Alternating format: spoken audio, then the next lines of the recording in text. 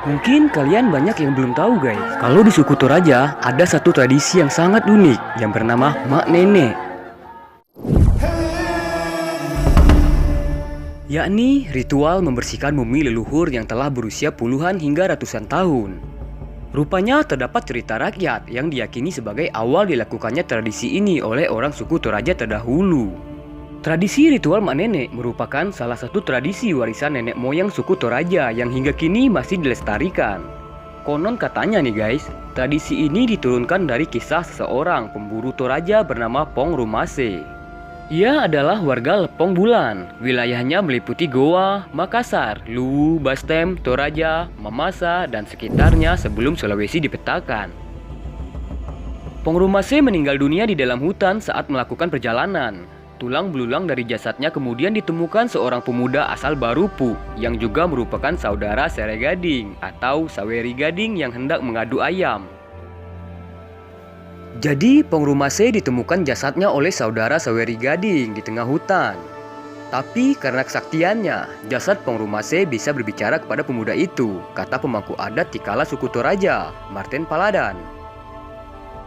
Diceritakan bahwa jasad Pong Rumase saat itu berbicara kepada pemuda, meminta agar jasadnya dimakamkan di tempat yang layak. Karena merasa iba kepada Pong Rumase, pemuda tersebut membawa jasad Pong Rumase untuk dikuburkan. Namun sebelum menguburkannya, pemuda tersebut mengenakan pakaian yang layak serta membersihkan tubuh jasad tersebut dari kotoran yang ada di tubuhnya. Pemuda itu memperlakukan jasad Pong Rumase layaknya keluarga sendiri. Dia meminta bantuan kepada pemuda tersebut agar jasadnya dipulangkan karena belum diupacarakan. Pemuda itu langsung membuka pakaiannya dan mengikat jasad Pong Rumase dan membawanya ke tempat yang lebih layak, ungkap Martin.